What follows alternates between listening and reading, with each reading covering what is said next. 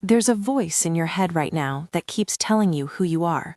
What if that voice is not the origin of the thoughts it reports? What if when you call something I, you are pointing to a habit, not the source? If this finds you, a new probability is activating, an invitation to retune the way you live inside thought.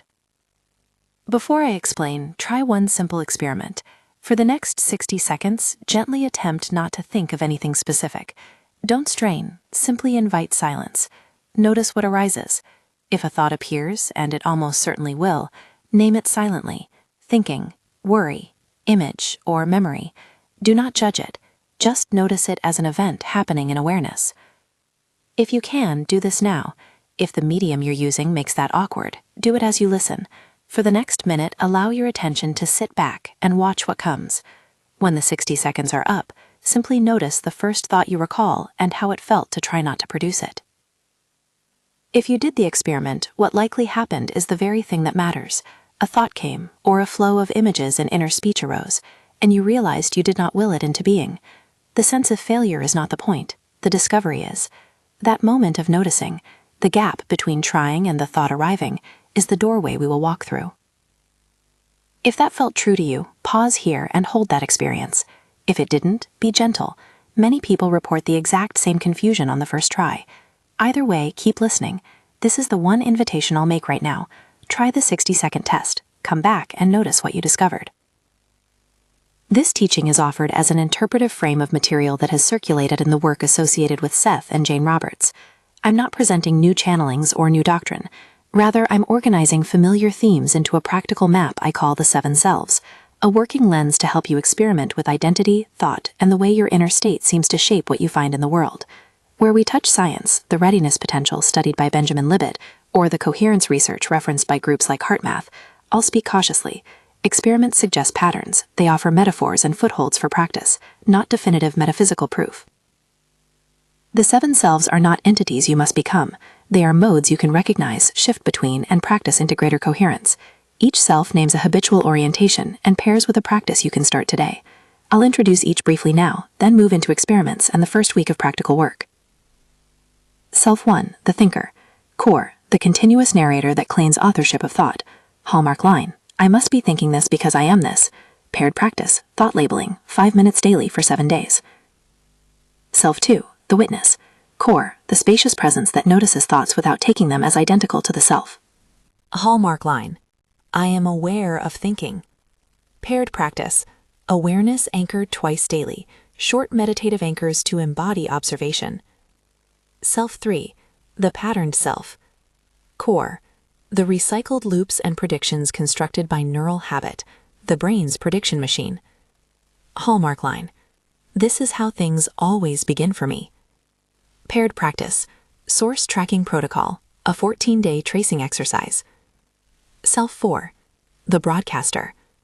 Core, the embodied emanation, the subtle field you carry and emit, affecting local interactions.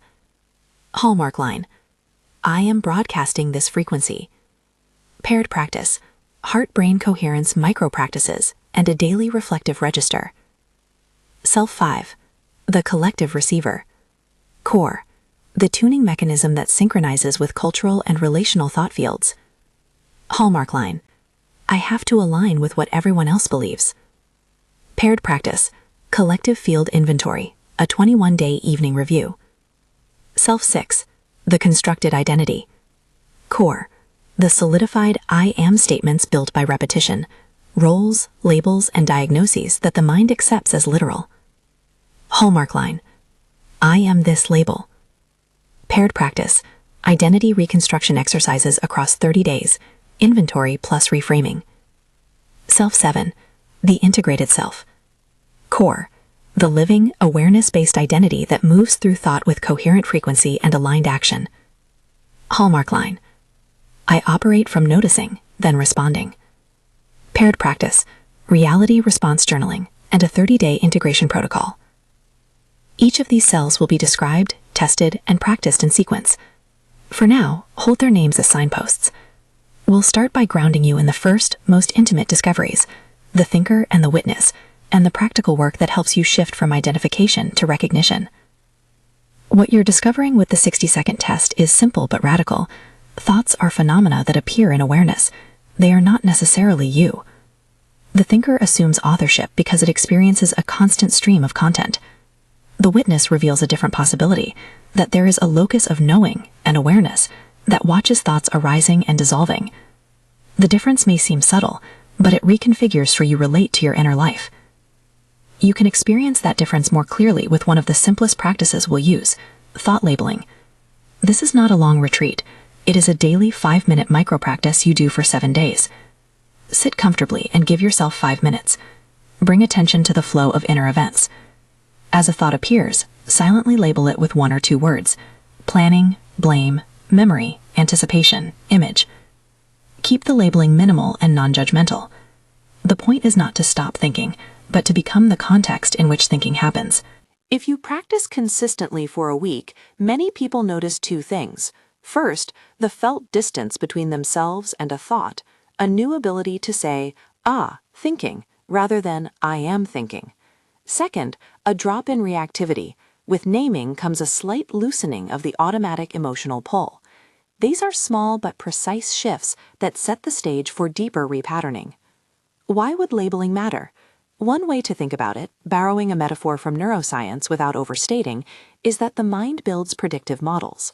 Research, including experiments often associated with Benjamin Libet, suggests that there are unconscious processes that prepare or predicate what will enter awareness. Libet's findings are complex and debated, but one implication for practice is useful. Consciousness often arrives after a process has begun. Labeling makes the arrival visible. It trains the perceptual apparatus to register thought as event rather than as identity. We will be careful with scientific phrasing here.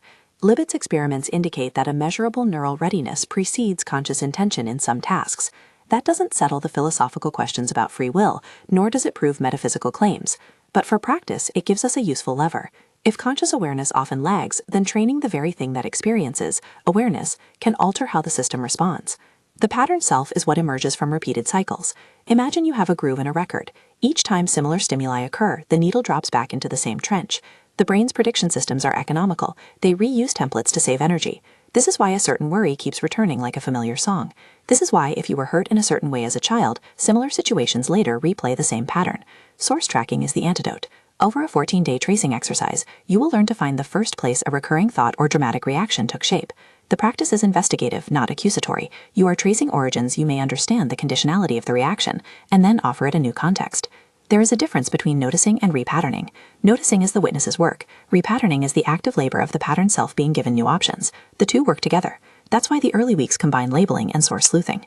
Now let's bring in the field metaphor. You have an embodied influence. Patterns of breath, posture, mood, and subtle physiological rhythms create a kind of local field. Some researchers and institutes study coherence between heart rhythms and cognitive emotional states. Groups such as HeartMath describe how physiological coherence correlates with clarity and emotional regulation. When we describe the broadcaster, we mean that you carry a tone, a frequency, that others and situations can register. The idea of a collective thought field suggests that you are rarely isolated in your inner weather. Social, cultural, and relational frequencies are present and, in many ways, available for tuning. We will be cautious with claims here.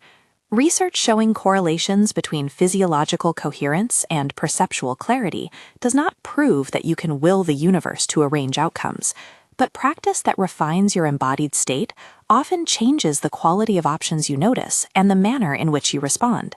Instead of promising miracles, we can say, tending to your internal coherence tends to open different kinds of perception and action. To make these ideas practical, the first 3 weeks of the protocol are intentionally short and repeatable. When the busyness of life presses in, small, consistent practices are sustainable. Here is a schematic you can begin with immediately. Week 1, build distance. Daily, 5 minutes of thought labeling, once per day, preferably at a consistent time. Twice daily, awareness anchor sessions, brief moments where you rest attention on the felt sense of being aware, not to suppress thought, but to notice who notices. Week 2, investigate origins. Source tracking. When recurring thoughts or emotional hits appear, take a mindful note, and later in the day, trace back to the earliest memory or context where this pattern seems to have begun. Keep a simple log. Week 3, observe the field. Begin a small coherence practice tied to breath and heart attention. Keep a daily evening inventory of where you noticed your state influencing others or being influenced. These are not magic formulas, they are scaffolding. They invite you to develop meta-awareness, the ability to notice thought as content, to ask, where did this come from, and to test whether shifting your inner tone changes what you perceive. Let's practice one micro-instance of labeling together, right here, right now. Notice a thought that has just arrived. Do not analyze it. Silently give it a minimal label. Planning, fear, remembering, image. That's all. Notice the space around the labeled thought. Can you feel a slight separation between the labeled content and the sense of awareness that noticed it? If so, you've tasted the witness. One of the clearest ways to deepen this separation is through journaling that tracks not only content but context. A brief, structured log can accelerate learning. For the first 7 days after your labeling practice, jot down the words you labeled, the emotion that accompanied them, and any immediate bodily sensations. Over time, you will start to see patterns. Certain labels keep recurring in specific situations. Certain affects cluster with certain labels. That's your pattern self handing you a map. As you do that, keep an attitude of curiosity. One of the traps is moralizing your stream, judging a thought as good or bad. Instead, cultivate a scientist's curiosity. What are the conditions that reliably produce this pattern? Who taught this to you, implicitly or explicitly? The source tracking work is not about blame, it's about context. You are discovering that many of your automatic scripts are inherited, learned, or adaptive strategies from earlier times. Once you see their origin, you can begin to retune them.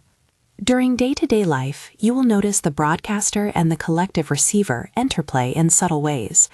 A simple example: you walk into a room where people are tense, and before you speak, you feel tightness. Later, you notice how that tension influenced your words. Next time, when you feel that tightness, try a brief check-in. Where in the body is this felt? Is this my habitual state, or did I pick up someone else's tone? A 21-day evening inventory will give you concrete data. Note the moments you suspected collective tuning, the events that preceded them, and your response choices. All of this is preparation for a disciplined identity reconstruction process that comes later. The constructed identity, all those I am statements, feels solid because it has been repeated, but repetition is rewritable. Over 30 days, with journaling and specifically framed self-statements, you can begin to re-author your self-talk. This is not the kind of quick fix that promises guaranteed outcomes. It is applied repetition, noticing, choosing, repeating again. The integrated self emerges from that patient work, an orientation that begins with awareness and moves outward with coherent intention. You may be wondering, does this actually change external circumstances? People who practice consistently report shifts in opportunity, clarity, and relational tone. In the language of probability, what you are doing is modestly altering the distribution of possibilities you can notice and inhabit. Some find more synchrony, others a quieter sense of choice. It is important to say plainly, results vary. No practice guarantees wealth, healing, or fixed outcomes. What we can say with more confidence is that when your internal coherence increases, your capacity to perceive options and to act with clarity tends to increase as well. Before we move deeper into week 2 and the mechanics of source tracking, notice one more practical element that ties the selves together: the reality response journal. Over 30 days, you will keep a structured record of intentions, small actions, and outcomes. Each week will have a focus: calibrating attention, tracing sources, testing field changes, and reconstructing identity statements. The journal is not evidence of control. It is a tool for noticing patterns that otherwise slip by. So far, we've sketched the terrain and given you a first set of tools. You've met the thinker and the witnessed, you've tried a live experiment, and you've practiced a microlabel. You've seen why neural prediction and physiological coherence are useful metaphors for practice, and you've been invited to begin a short, scaffolded program. Now, let's deepen the investigation into the pattern self and the broadcaster with a practical inquiry you can do over the next 2 weeks. It's not an instruction that replaces professional support. If you have significant mental health concerns, use these practices as adjunctive curiosity alongside appropriate care. The tracing work asks you to collect data. When a particular reaction repeats, record the trigger, the emotional intensity, and the earliest memory or belief that accompanies it. Resist the urge to fix it immediately. The first task is mapping. As you map, pay attention to a subtle but critical phenomenon: the way your body pre-patterns your perception. Before you form a thought, your physiology often shifts. There is a preparatory rhythm. People who train in awareness report being able to notice a tightening in the chest, a collapsing in the throat, or a contraction at the belly that precedes certain thoughts. That preparatory state is an embodied clue of the pattern self at work. When you begin to notice these physical precursors, you have an option. You can intervene at the level of sensation, not only at the level of thought. A short body-based check, noticing the breath quality, softening a jaw, opening the shoulders, can change the next micro-moment. This is where broadcaster work meets witness practice. Small shifts in embodiment alter the frequency you emit, and therefore affect what you tune into. These steps are modest, they're not a promise, but they create the conditions in which the integrated self can begin to operate. We're creating a trajectory. Observe, map, practice, and then allow new responses to consolidate. There are important ethical limits here. Do not use these protocols to deny pain, avoid seeking professional help, or explain away structural conditions that require material attention. These practices are tools for attention and for lived experimentation. They can change felt reality. They do not replace medical, legal, or therapeutic care. As you head toward the end of this initial phase, please do the following, simply and kindly. Continue labeling thoughts for 7 days. Begin a simple log that captures a recurring thought and its earliest known context, and notice one moment each day where your bodily state shifts before thinking. Name that shift and make a note. These 3 small, steady acts are not heroic. They are the practical groundwork that allows deeper transformation to appear. We are building toward a fuller protocol that will engage the collective receiver and the constructed identity in weeks 3 and 4, and will culminate in a month of integrated journaling and embodiment practice designed to help you live from awareness rather than from automatic scripts. But before the map expands outward, stay with the micro-practice for a while. The smallest acts of noticing produce the largest shifts over time. One more micro-experiment to seed the next stage. Over the next 24 hours, whenever you notice a strong inner response, ask yourself, silently, where did this start? Don't search for an answer immediately. Hold the question. Sometimes the mind will place you at a childhood scene, a concluded conversation, or a cultural story you absorbed. When you find the origin, simply note it, date, context, and whether it still serves you. This simple thread, curiosity about origin, is the key that unravels many automatic loops. As you gather these notes, you're collecting evidence. Later, we'll use that evidence not to judge, but to reauthor. For now, keep it as data. In the next section, we'll explore how to work with the broadcaster more deliberately, including gentle coherence practices and ways to notice the interplay between your field and the collective field. We'll also begin the identity reconstruction steps that translate observation into written, affirmative repatterning. Hold the discoveries you've made so far. You have begun to practice the one skill that most reliably changes how life shows up, the capacity to step back and notice. The rest is patient rehearsal. Now move with me into the next terrain, the way your inner tone radiates outward and how the larger field bends around you. We've already been working with the thinker and the witness. Now we'll turn to the pattern self more deeply, and then step into the broadcaster, the collective receiver, the constructed identity, and finally, the integrated self. Each shift is practical. It has a noticing practice, a logging habit, and a small test you can run in ordinary life. We'll keep the work cumulative. What you practiced with labeling and tracing is the foundation for the field work that follows. Begin with the pattern self again, but this time widen the lens. In week 2, you gathered data about recurring reactions. Now take that material and use a simple tracing format that helps you see not only the earliest memory, but the chain of associations that the pattern self uses to call a particular script back into action. For each recurring thought or emotional hit you record, add 3 columns: trigger, earliest known source, and typical response. Fill them honestly and briefly. Example: trigger, late night email from boss. Earliest known source, childhood pattern of needing approval from a caregiver. Typical response, anxious smallness, overeager explanation the next day. After 2 weeks of this mapping, you will likely notice that many triggers are not about present threat. They are keys that fit old locks. This insight is the pattern self loosening its grip. The tracing is not a confessional, it is a diagnostic map. Work with curiosity rather than shame. If you see a pattern that feels raw, put a marker next to it and bring gentle care, perhaps a longer journaling entry or a conversation with a trusted friend or a professional. Remember, these practices are supportive, not substitutive, of deeper therapeutic work when that is needed. From here, add one more column for physical precursors, the somatic cues that reliably arrive before the thought. In the earlier weeks, you practiced noticing the body tightening or the breath shortening. Now track where that contraction lives, how long it lasts, and whether any small bodily intervention tends to alter the following mental sequence. Try tiny experiments. Lighten the jaw, ground the feet, lengthen and exhale. Notice and log whether the subsequent thought feels less immediate or less charged. These small repeated experiments are the laboratory of the pattern self. When you begin to intervene bodily and the cognitive script softens even a fraction, you are already shifting your broadcast. That brings us to Self 4, the broadcaster. The broadcaster is the tone and coherence you carry. It is partly physiological and partly attitudinal. Heart math research and related coherence studies offer a useful metaphor. When there is a harmonious rhythm in heart and breath, people report clearer cognition and more stable affect. Framed cautiously, this suggests that tending to embodied coherence is a pragmatic way to influence your local field. Here is a simple micro-practice tied to the broadcaster that you can use multiple times a day. It is short and designed to be portable, a coherence anchor. Bring your attention to the area around your heart. Allow the breath to soften there. Breathe in a little more slowly than usual and out with a gentle elongation. As you breathe, imagine your heart area settling into a calm, steady rhythm. Hold for 6 breaths. Then, with eyes open, name an intention for the next 10 minutes. I will listen for evidence, or I will speak kindly. That's the whole practice. It takes less than a minute. Repeat it when you sense agitation, before a meeting, or when you're preparing to have an important conversation. Keep a brief log each evening. Number of coherence anchors practiced, one immediate effect, and any change noticed in interactions. Pair this with a daily reflective register. 3 quick questions each night for 21 days. This is the 21-day field inventory. The prompts are simple. 1. Where today did I sense my tone influencing others? 2. Where today did I feel influenced by someone else's tone? 3. What small somatic shift helped me alter my response? Answer each in one sentence. Over 3 weeks, you will collect data about the rhythm of your interactions and the ways your embodied state correlates with outcomes you care about. Again, this is not proof of metaphysical causation, but it is information. Patterns emerge from data. As you track these moments, you will often find that there is a reciprocal exchange happening. Your broadcaster meets the collective receiver. Self 5, the collective receiver, is the tuning mechanism that makes cultural, relational, and situational frequencies available to you. Sometimes you are the broadcaster. Sometimes you are primarily the receiver.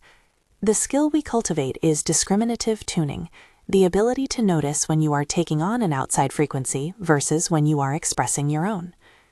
A short exercise to sharpen discriminative tuning.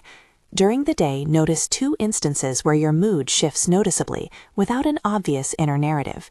In each case, ask silently, is this mine or is this a tuned response? Then check 3 things quickly: location in the body, recent exposure to a social tone, a conversation, a news headline, a room, and the presence of a recurring pattern. Does this match an entry in your pattern self-log? Mark your answer in the 21-day inventory. Over time, you'll see when you're reliably susceptible to certain social pitches and when you maintain autonomy. There are gentle strategies for recalibrating when you find you have tuned into a collective field you don't wish to carry. First, reset your physiology with a coherence anchor. Second, do a micro-boundary practice. Imagine dialing a small ring of light around your immediate space for 30 seconds. Then imagine letting that ring tune softly to your rhythm rather than to the surrounding field. This isn't about magical protection.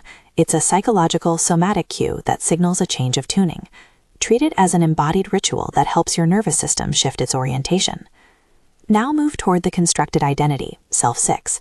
These are the I am statements that feel fixed. They are powerful because repetition carved them into place. The task here is reauthoring, not erasure. The 30-day identity reconstruction protocol is intentionally paced so you can do it reliably without grand gestures. Stage 1, days 1 through 7, inventory and witness. Over 7 days, collect your most recurring I am statements. Don't edit or justify, list them plainly. Examples: I am anxious around money. I am not creative. I am unreliable. For each, beside it, write the earliest memory you associate with that belief, and a short note about the context where it shows up now. This is the mapping stage. Stage 2, days 8 through 15, conditional rephrasing. For each I am note, add a conditional statement that reframes it as learned and therefore changeable. For instance, I am anxious around money. This came from childhood scarcity experiences and often shows when I feel evaluated. Right now, I can notice anxiety as a conditional response, not as an immutable truth. Keep the phrasing grounded and true. The goal is to shift the valence from identity to conditionality. Stage 3, days 16 through 23, embodied micro-affirmations. Pair a short, plausible affirmative reframe with a physical anchor, the coherence breath, or a hand-on-heart gesture. Examples: I am learning to meet money with curiosity, said quietly while placing a hand over the heart and breathing slowly for 5 breaths. Repeat each micro-affirmation twice a day, ideally after a labeling practice or a coherence anchor. Stage 4, days 24 to 30, action corroboration and integration. Pick one small, verifiable action that supports each new self-statement. If your reframe is about money, the action might be checking your account once a week with non-judgmental curiosity rather than avoidance. If it's about creativity, the action could be a single 10-minute play session with materials that feel low stakes. After each action, write a one-sentence note in your journal about what you noticed. The accumulation of small congruent acts is the mechanism by which a constructed identity rewrites itself. Throughout these 30 days, maintain compassionate curiosity. The protocol's power comes from repetition paced with evidence. Don't expect a sudden overnight identity flip. Most changes are granular, a moment where you choose differently, a felt softening, a notice of a new option. These are the seams where the integrated self begins knitting. Self 7, the integrated self, is not a final destination you arrive at and then forget. It is a living orientation that grows through sustained habit. The integrated self responds from awareness, uses the broadcaster's coherence to select actions, and then watches the results with the witness's clarity. To cultivate this alignment, adopt a daily 20-minute integration structure that gathers the practices into a single portable routine. A suggested daily 20-minute structure. First 5 minutes, awareness anchor. Sit comfortably and turn attention to the felt sense of noticing. Do several gentle labeling checks to prime witness mode. Next 10 minutes, reality response journaling or identity rehearsal. Use a structured prompt set that varies by week. See the 30-day journal breakdown below. Write freely for 10 minutes, but keep the prompts focused on observation, action, and outcome. Final 5 minutes, embodied sealing. Do a short movement or breath sequence and set a small intention for the next 3 hours. Offer a moment of gratitude for what you noticed, even if it was only that you noticed. This daily architecture supports consolidation. The anchor primes awareness. The journaling translates noticing into recordable behavior and experiments. The embodied sealing aligns physiology with intention. Now I'll outline the reality response journal in detail, the 30-day sequence that directly trains the integrated self while giving you measurable feedback on how your world is shifting. The journal is your laboratory notebook for the probability changes you are influencing. It is not evidence of guaranteed results. It is evidence of pattern. Week 1, calibration, days 1 through 7. Purpose, strengthen the witness and get baseline data. Daily prompts. 1. What did I notice without reacting? 2. What thought did I label most often today? 3. One small experiment I did to alter my bodily state. 4. One thing I observed that surprised me. At the end of week 1, summarize. Biggest pattern found, one micro change that worked, one intention for next week. Week 2, source testing, days 8 through 14. Purpose, deepen the pattern self-work with targeted tracing and small interruptions. Daily prompts. 1. Which recurring reaction did I trace today? Earliest source. 2. What somatic precursor did I notice? How did I intervene? 3. One small test. Did altering the body change the thought's intensity? 4. One note about whether the reaction felt less automatic. End of week task. Pick one recurring reaction to experiment with for 3 consecutive days and record any shifts. Week 3. Field inventory and broadcasting, days 15 through 21. Purpose, refine broadcaster-receiver tuning. Daily prompts. 1. Where today did I sense broadcasting a tone? Describe briefly. 2. Where did I notice tuning to others? What was the trigger? 3. One coherence anchor practiced, number of times. 4. One social or situational result that felt different than expected. End of week task. Compare days when you practiced coherence anchors versus days you did not. Note any trends in perceived clarity, conversational tone, or opportunities noticed. Week 4. Identity testing and reality response, days 22 through 30. Purpose, integrate reauthored identity statements with small actions and track outcomes. Daily prompts. 1. Which rephrased I am did I practice today? 2. What small action corroborated that reframe? 3. What immediate response, if any, occurred in the external situation? 4. What is one subtle synchronicity, change in option, or new perception I noticed? End of week task. Write a short summary of any patterns and responses to your actions, not as proof, but as a record. Throughout the 30 days, use a simple notation for signals you notice that feel meaningful. S+ for an unexpected helpful coincidence. S- for an unexpected setback that gives information. N for neutral observations. Don't overinterpret S+ as causation. Treat it as a data point that may reflect an altered probability distribution in what you notice and what you do. To illustrate how to use this in a concrete example, consider a money-related scenario. Suppose you have a recurring thought, I am not good with money. In the identity reconstruction stage, you rephrase, I have learned scarcity habits. I am learning to notice and choose differently. Your small action might be scheduling 10 minutes to review a budget with curiosity and one supportive choice, e.g., automatic savings of a modest amount. Record the action and the response. Did you discover a missubtraction? Did you notice calmer decision-making? Perhaps a small opportunity appears where you feel more confident calling someone or applying for a role. These are possible effects, not guarantees. The journal turns subjective impressions into a pattern of evidence. Another example, relationships. If your pattern is defensiveness when a partner offers feedback, your tracing may reveal an earlier scene where criticism felt dangerous. Your experiment could be, when you feel defensiveness arising, practice a 2-breath coherence anchor, and then ask one clarifying question rather than rebuttal. Note the partner's response, your felt internal state, and any difference in relational tone over time. These small shifts may not transform everything overnight, but they can create openings where mutual curiosity and new options become possible. Throughout these exercises, keep a scientist's humility and an artist's patience. Many people overinterpret early anomalies, others abandon the practice too soon. The discipline here is straightforward. Gather data, run small tests, iterate. The work is iterative because identity and field habits are complex systems that resist simple fixes. There is also an ethical dimension in applying these practices. Use them to increase empathy, not manipulation. Do not employ subtle coherence techniques to influence others against their will. The broadcaster work is best used to cultivate presence and clarity that support ethical choices. If you are tempted to use these methods as a way to control other people's behavior, stop and reassess your intention. The practices are tools for inner freedom, not for dominating relationships or outcomes. Now let's return to a quieter but crucial practice, the reality response microtest. This is a direct way to assess whether your new habits change how opportunities or options present themselves. It is small, repeatable, and evidence-oriented. Choose a modest, specific, non-life or death intention for a single day.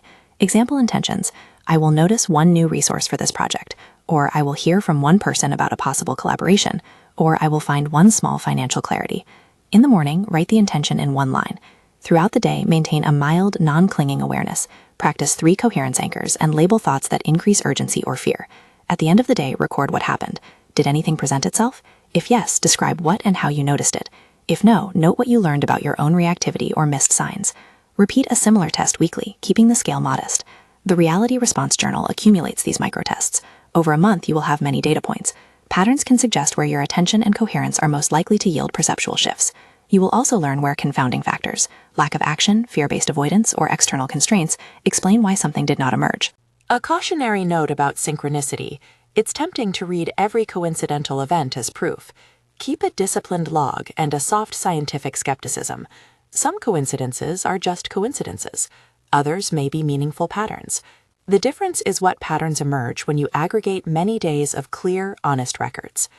Integration is the final skill we cultivate, how to live the shift so it becomes your default. The daily 20-minute routine and the 30-day journal scaffold help lay the neural and somatic groundwork. After the 30 days, adopt a maintenance rhythm, 5 minutes of labeling each morning, a midday coherence anchor, and an evening 3-question inventory that captures the day's field exchanges. Periodically return to a more intensive 30-day cycle whenever you feel stuck or when life presents a major transition. As you integrate, invite one more large perspective, the communal dimension of tuning. We are social beings. Your frequency interacts with other frequencies and with cultural narratives that shape what seems probable. The 7 Selves framework does not deny this. It simply gives you tools to notice and choose in that space. Consider forming a small practice circle with 2 or 3 trusted people. Share weekly summaries, not confessions, and offer one supportive observation. Keep the circle focused on accountability rather than on solving each other's pain. Small group coherence practices can amplify the fieldwork and provide mirror data you might miss when practicing alone. Throughout this work, you may find resistance. Old scripts defend themselves. You may experience fatigue or an initial increase in emotional material as buried patterns surface. This is normal. Treat resurgences with the same witness curiosity you use in micro-practices. What triggered this intensity? Which self is most reactive? Is the patterned self using the visibility of practice to demand attention? Often, a short, kind readjustment, a coherent breath, a walk outside, a note to your journal, diminishes the reaction's charge.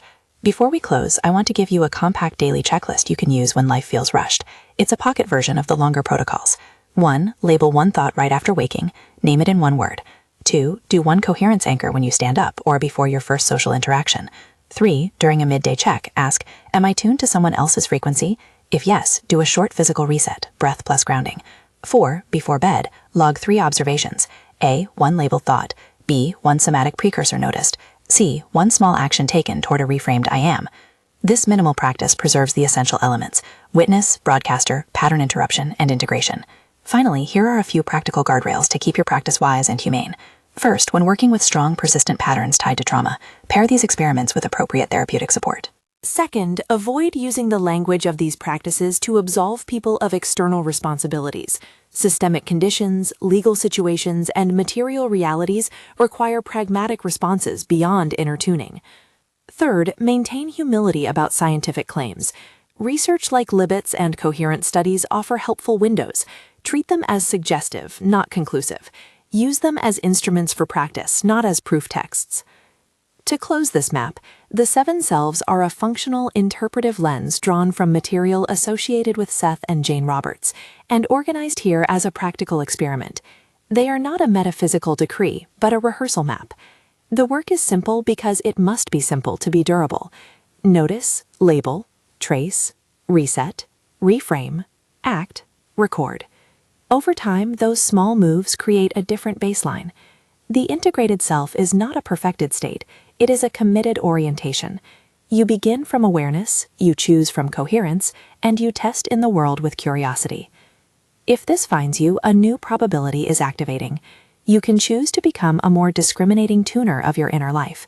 You can test how small acts of attention change what you notice and which options become available. If you are ready to begin a disciplined course of practice, there is one simple invitation. Commit to the 7 selves 30-day protocol, the sequence we've outlined. Weeks of calibration, tracing, field inventory, and identity integration, and use the reality response journal as your laboratory notebook. To support that commitment, a downloadable journal template and a short guided coherence audio are available as tools you can use every day. This is an invitation, not a guarantee. Practice and results vary. What this offers is a principled way to experiment with identity, attention, and the field you inhabit. You have already taken the first step by noticing that the voice you call I is not always the originator of thought. From here, consistent, curious practice reorganizes probability, not by magic, but by refining the way you perceive, choose, and act. Begin where you are. Do the 60-second experiment again. Label 3 thoughts today, and make one small note in a journal. If you choose to take the 30-day path, use the structures here as your map, and let the evidence you collect be your teacher. Over time, the gap between observing and acting widens in your favor, and the integrated self becomes more present in ordinary moments. May this work be steady, compassionate, and clarifying as you explore who you truly are beyond the chatter.